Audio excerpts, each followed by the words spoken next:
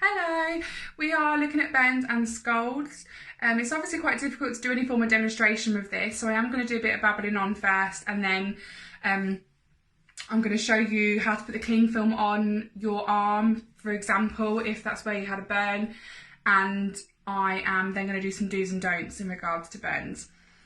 So you have your burns, your dry heat, which is your stoves, things like that, your iron, and then you have your wet heat, which is your steam, your hot liquids.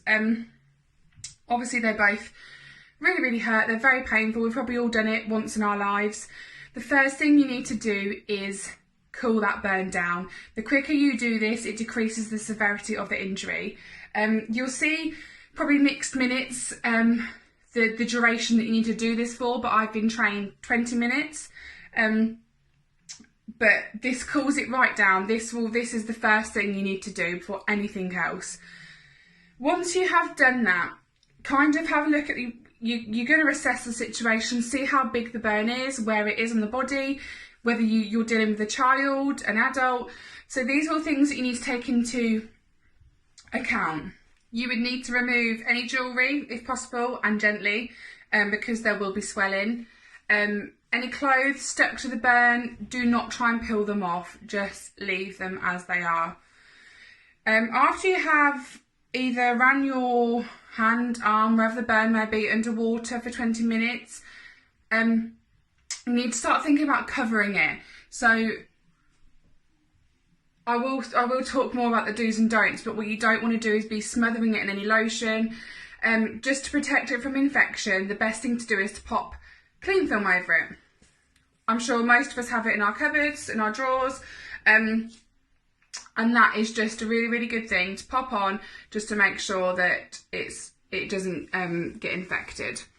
So for example, if I had a burn on my arm, you would place the cling film over,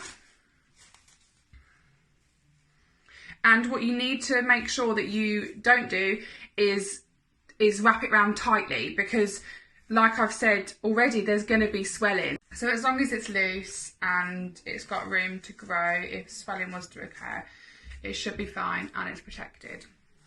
So a few signs of burns are redness, swelling, blisters, peeling, and sometimes the skin can look quite white or scorched. So there's different visuals for burns, really different, they all look different in their own way. You will have to gauge whether this needs hospital treatment now. So if they say it's bigger than a postage stamp on a baby, it's probably best to get looked at, or at least get advice from 111.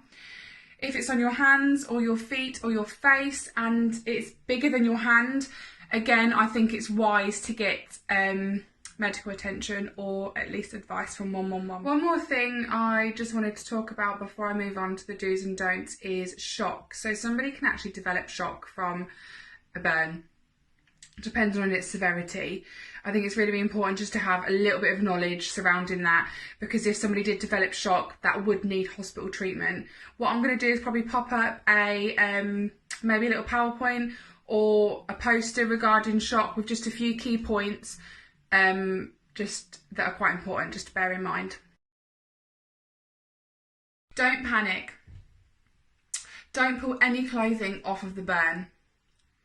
Don't use any magic lotions and potions or any old wives' tales that you've been taught. No butter needs to be rubbed onto the burn.